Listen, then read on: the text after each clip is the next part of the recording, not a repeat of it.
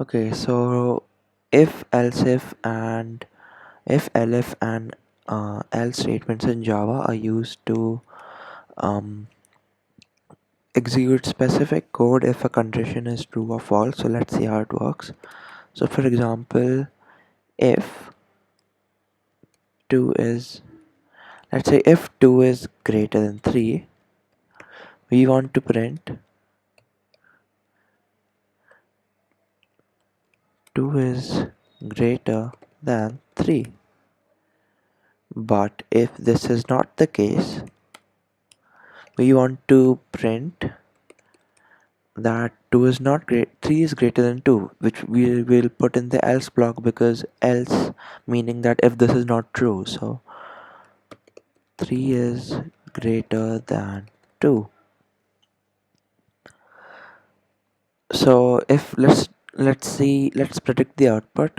If 2 is greater than 3, which is clearly false, because 3 is greater than 2, and this will evaluate to false, meaning that this won't be executed. It will be passed on to the else statement, and it will be printing 3 is greater than 2.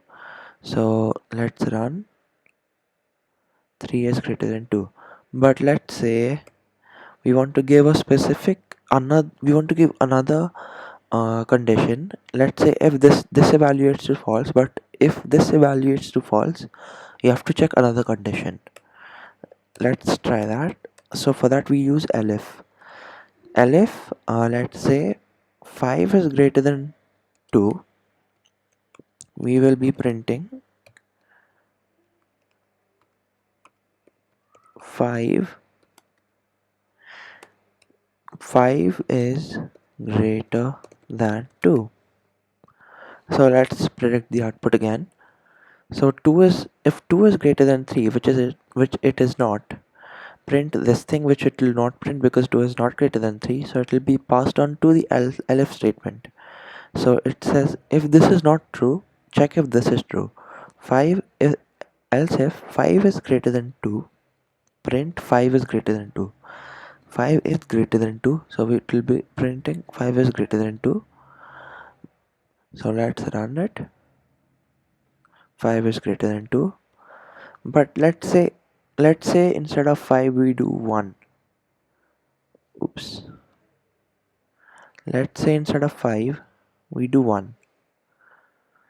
And if 1 is greater than 2, which is false. So both of these evaluate to false, then it will be passed on to the else statement. So in this case 3 is greater than 2 should be printed. 3 is greater than 2.